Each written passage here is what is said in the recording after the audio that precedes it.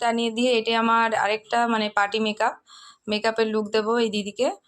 High Tania, বলো তোমার কিরকম আজকে লুকটা চাইছো আমার কাছে, কিরকম সাজতে চাইছো বলো। কিরকম বলতে যেন বোঝা না যায় যে আমি মেকআপ করেছি। আচ্ছা, নো মেকআপ লুক। আচ্ছা, ডে মেকআপ, খুব লাইট।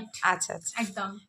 যেহেতু এটা ডেতে হবে, ডে অনুষ্ঠান আছে, তার জন্য একটু হালকা চাইছে। ঠিক আছে, আমি চেষ্টা করব। ঠিক আছে, বাই করে দাও সবাইকে।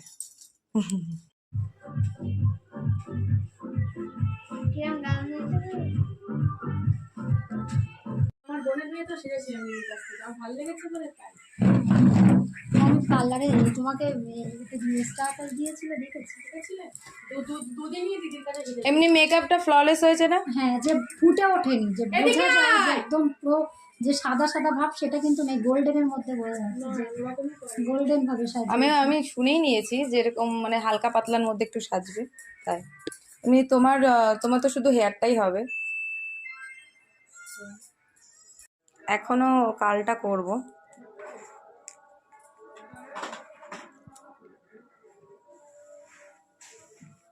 খোপাটা পুরো জুঁই ফুল দিয়ে পুরো কভার করা আছে, খুব সুন্দর লাগছে।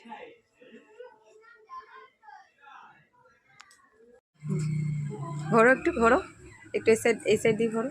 হ্যাঁ হ্যাঁ, ঘোরো।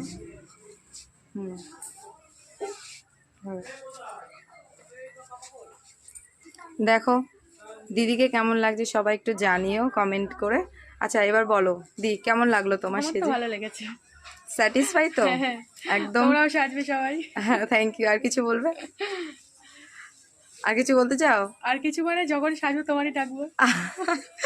আচ্ছা, দিদি ডে মেকআপ করেছে, মানে ডেতে অনুষ্ঠান, তো ডেতে আমি ফ্ললেস রাখার চেষ্টা করেছি। দিদি বেশি কিছু চাইনি, একদম হালকার ওপরে। আর সবাই জানিও তো কেমন সাজিয়েছি, কমেন্ট করে জানাবে। টাটা।